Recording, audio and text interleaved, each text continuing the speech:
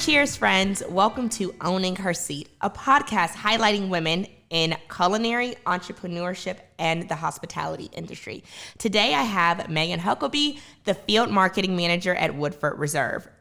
Hey, Erica. How are you? I'm great. How are you? Thank you so much for joining me today. Thanks for having me. So, Megan, introduce yourself. Tell everyone who you are and what do you do?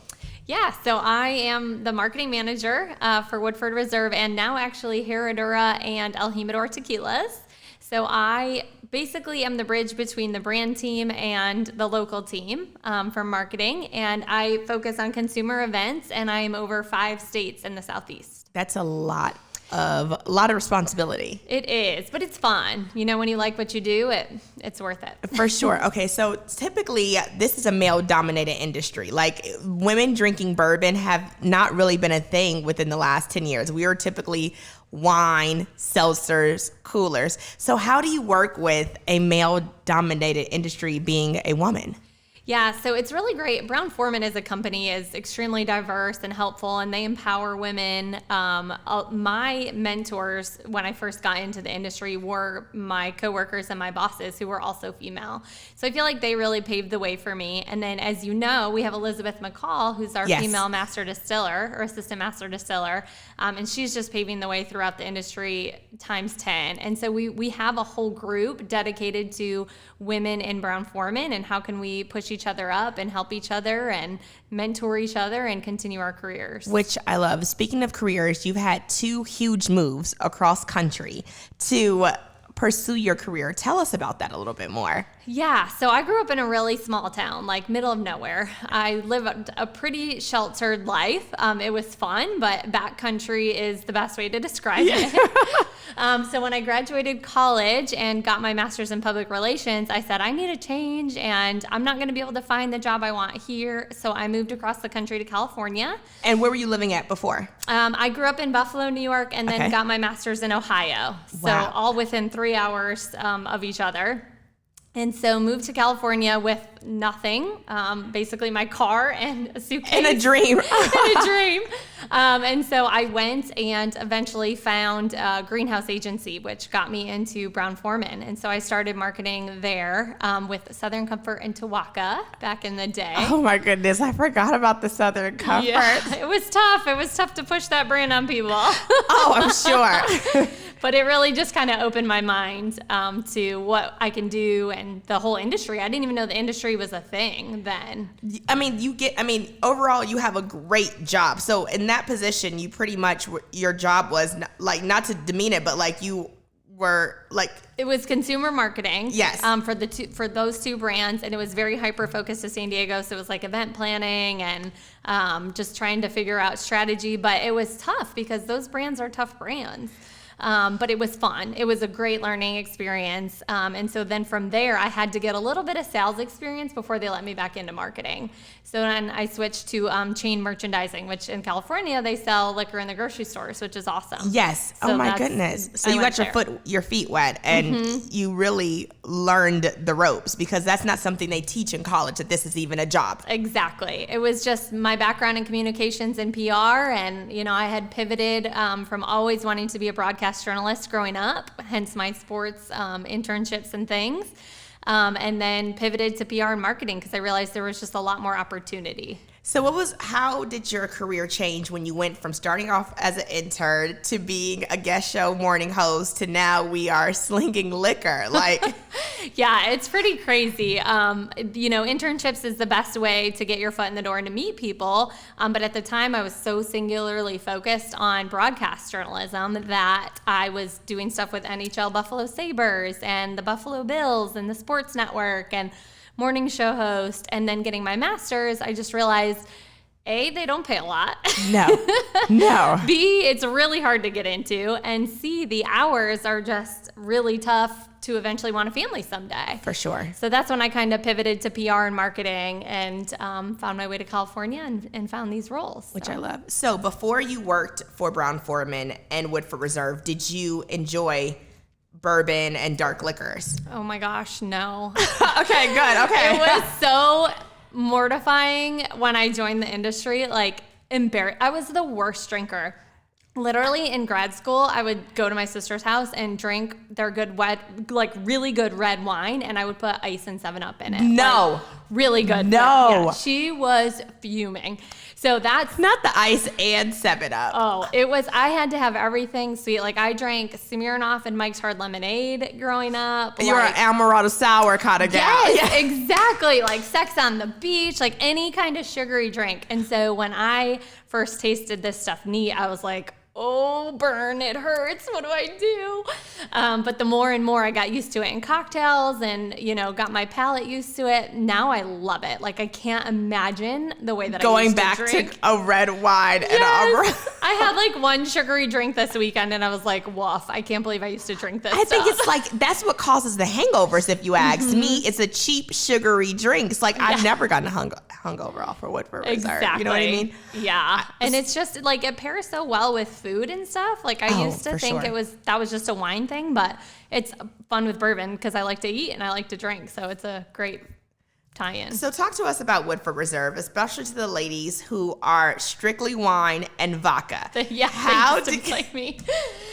Yeah, so to get switched over, I think first and foremost, I think that people don't realize that you don't have to drink it straight or neat or on the rocks. True. You can drink it in a cocktail, but I would lean towards a refreshing cocktail like a citrus or like a Gold Rush style drink because it's so versatile. It mixes and it opens up all the different flavor notes, and then you can get used to it in a cocktail before you decide to try and then switch and pivot to like on the rocks. I still prefer like my sipping over rocks just because I like cold drinks. But if I want to really taste and pair with food, then I prefer it neat. Which I love. Okay, so we're having, typically walk us through. What are we doing here today? So today we have double oaked. Okay. So we've got 5 different expressions of Woodford. We've got regular Woodford bourbon, Woodford rye, Woodford double oaked, Woodford wheat, and Woodford malt. Double oaked is the higher tier. It is the same recipe as regular Woodford, but it goes into a second barrel for 10 to 12 months. Wow. So it's a little bit sweeter. It's really a great dessert bourbon. It pairs really well with dessert.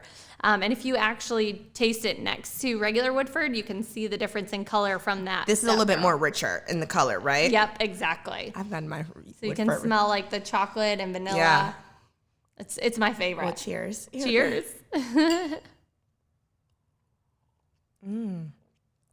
Has a smooth finish. It does. It's so good. And like the biggest thing I've learned, especially switching to tequilas too, is that Woodford isn't just fall and winter. You can have it in a summer cocktail. And same thing with tequilas. You can have it. My go-to, obviously, is summer margarita season, which totally love. Cinco de Mayo. Yeah. All excited about those. But you can also drink those neat and in the winter and pair those with food. For sure. So what's the most exciting part of your job? Because you get to see a lot of things, connect with a lot of people, and really just explore. Like it's a dream job, it sounds like.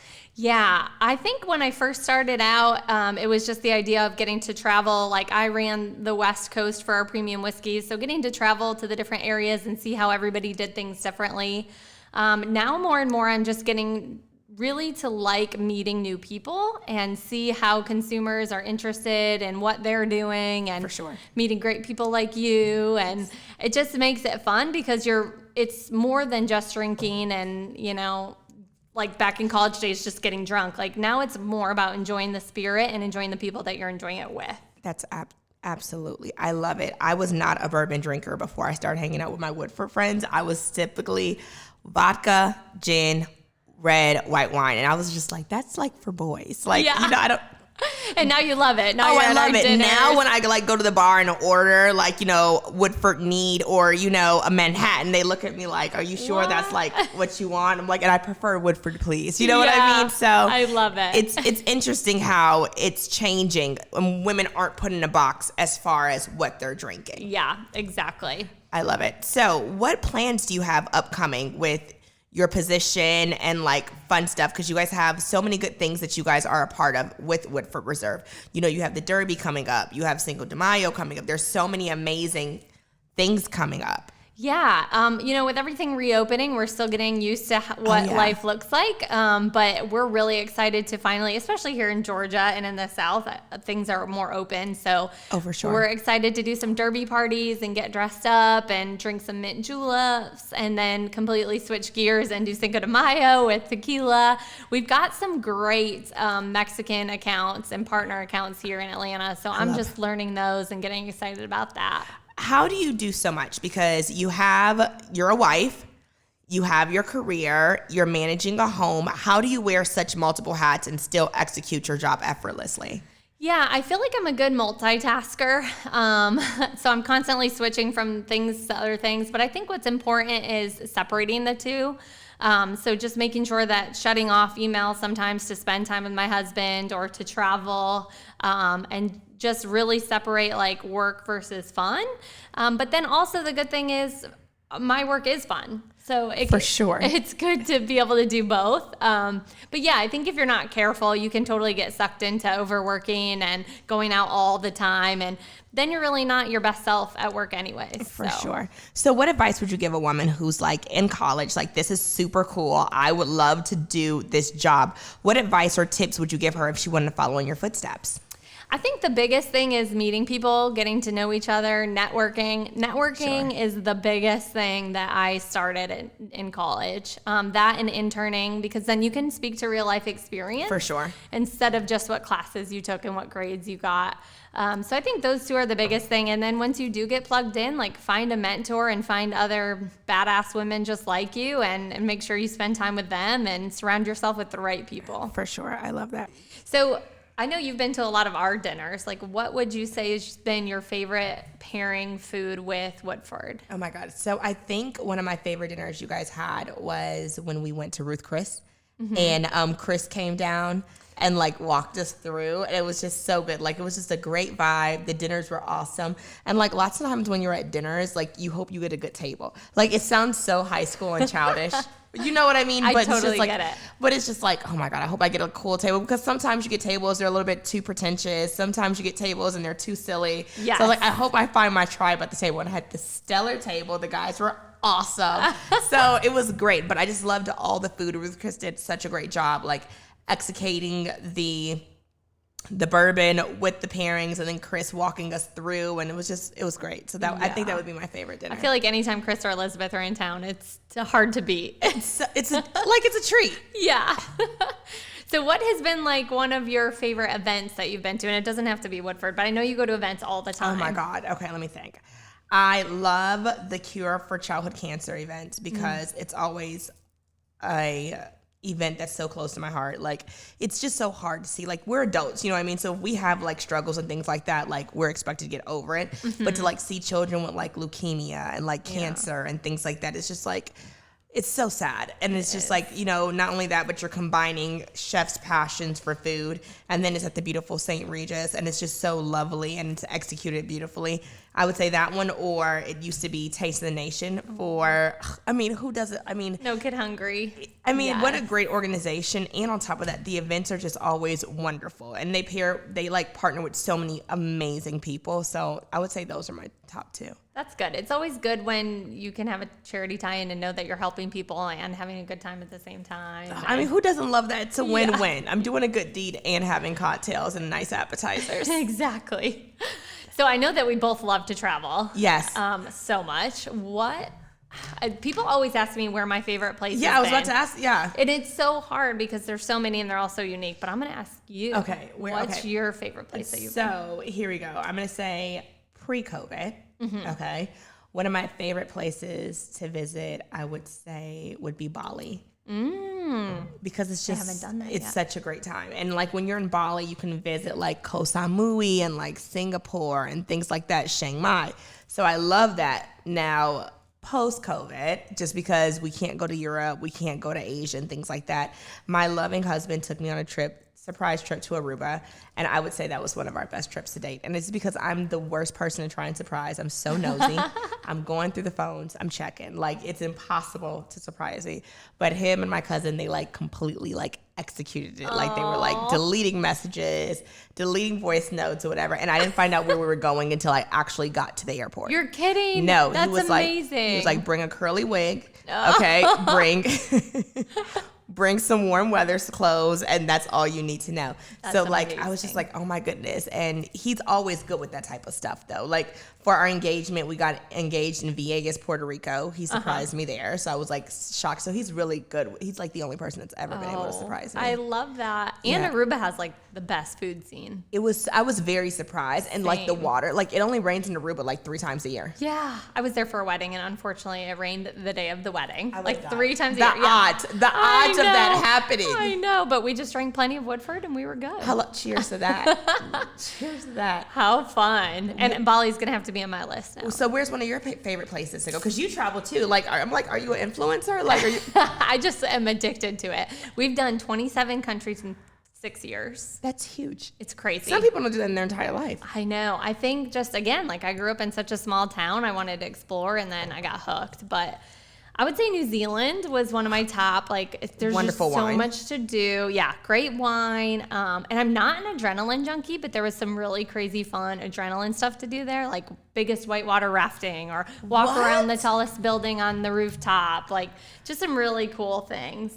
And then the other one I think too would be South Africa. I was kind of like, I mean, I can see these things in the zoo. Like, it's whatever. It's a vibe. It's totally a vibe. is. They have their own vibe of things. And you're in their world. Like, I feel like at a zoo, they're in our world, but we're in their world. And, like, you're just seeing the way they live. And that was really cool. Or if you love South African cuisine, we have, like, 2 amazing restaurants here. Yibo with Justin Anthony. It's so good. Like he's from South. Yeah, he's like from African. He has like his accent. Like I just love it. So you have to visit. Phenomenal. Hello. So you have to visit Yibo and then the Biltong Bar because they have like it's so good. Biltong, they love their Woodford too.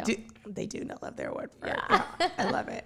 So what is next for you? What would you say the biggest thing is that you're working on? I would say this podcast is my newest baby. I love to try new things because it keeps you humble. Yeah. So like literally I never feel like, even if I feel like I have it in the bag, I never feel like I have it in the bag because trying new things keep you humble. Yes. You know what I mean? So it's never like, oh, I know this is going to be a slam. I don't know. These people are unpredictable. That's like so true. Sometimes like it's just like on Instagram, like you curate this beautiful shoot. You're like, I know this is gonna go viral. It's like 3 shoots, and then it's like I'm in the car selfie, 1,000 likes. Like, what do you people want from me? You know what I mean? So I've just learned not to go into anything with any expectations and just giving 100%, and then whatever happens is going to happen. But that expectation is 86th. I love that though. And I think it's important to stay creative. I think it's awesome that you have like your candles and your scents and your events and your travel and the podcast. Like it definitely keeps you on your toes. And I feel like in your position, sometimes you could just sit back and do the basic,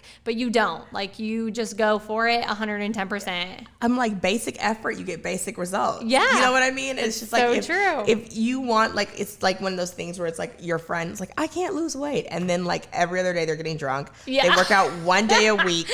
They eat a salad once a day. Yeah. Like, are you really going to get the results that you want from that? It's just like you put in what you get out. And it's just like, it's like faith. Like when you start your weight loss journey, you never know what your in body is going to be. You know what I mean? But you push at it for like a year and you're like, oh my God, I can't believe. So it's like, you know, leading just with pure faith and hope. And that's like entrepreneurship or anything rather. You know what I mean? When you first started in your career at Green Agency, you know, working at Woodford or working for Brown-Forman was like a dream, you know what I mean? But you never knew. You just had to keep doing your job every day. Until you get there, We were, there's this thing I saw, it was so funny. So it's just like, you know, what if someone was documenting your life to success right now? What would you do if you knew you had a camera crew come in your house at 5 o'clock every day?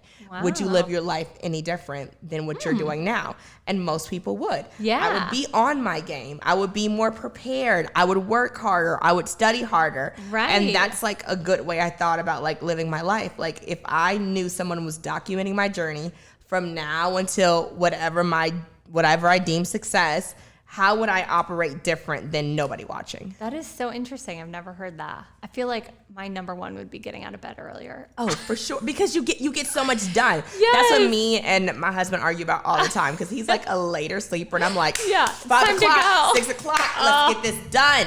And you still have great energy. Yeah. Oh, because the thing is, you get so much. Like, I love quiet time. Yeah. Like when no one's texting me, no one's emailing me. That's I true. can respond. I can catch up.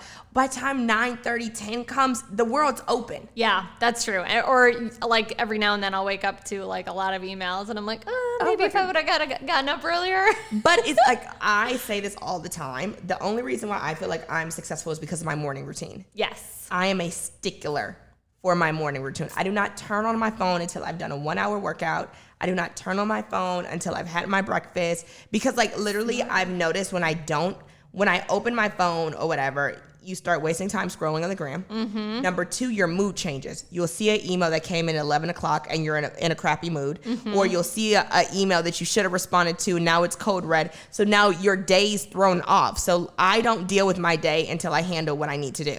That's great advice. I am the opposite, and I really need to be more like that. I do not. When I go to sleep, I turn off my phone. And the thing is, you talk like, oh my God, what if anything happens, I need 8 hours of sleep to deal with it when I wake up anyway. Yeah. So, and somebody can always knock on your door. Hello, If necessary. like call Desmond if Yeah. it's serious. Yeah. But literally, my phone goes off, and I like get everything done before I deal with the world, because you have to be in a good headspace to deal with that. And then it's just like when you work out, you have your phone. It's like, you don't even realize it, but you're drawn to check it. You're drawn to like respond. Jogging on the treadmill, like checking emails. Exactly. I'm like, can I really say I gave 100% to my workout today if I checked my emails like 7 times, and then you'll look at like your active calories and your rested calories. I need that 582 calories. Know. That's so true. That's great advice. So yeah, but then when you have a morning routine, you have to have an evening routine. Yeah. And like, I don't fall asleep with the TV on. Yeah. Like I'll tell Alexa to play like rain music, because I just love listening to rain. But like, I turn off my phone. Yeah. The blue light is the worst for you because it keeps you up. Yes. So true. So you just have to wind down. Like, so I think routines are key. Yeah, I feel like I'm better about it at night than in the morning. Really? But I'm now going to take this advice and try the morning. Oh, you're gonna just try one day a week and see how it goes. Perfect. And it's like, because the results don't come from like, one day. You have to start slowly. You don't lose 100 pounds by like eating right. You have to start off where you're gonna fall off the wagon. And what do they say? It's like 90 days before something becomes a habit. Exactly. So you have to break 23 times. Oh yeah. To break a habit. Yeah. That's true. crazy. Well, thank you. Thank you for coming, Megan. Yeah. Well, thank you so much for joining me today, Megan. Yeah. I appreciate you. Thanks for coming. Cheers to owning her seat. Cheers. Thank you guys for joining me. Until next time, make sure to like, share, and subscribe.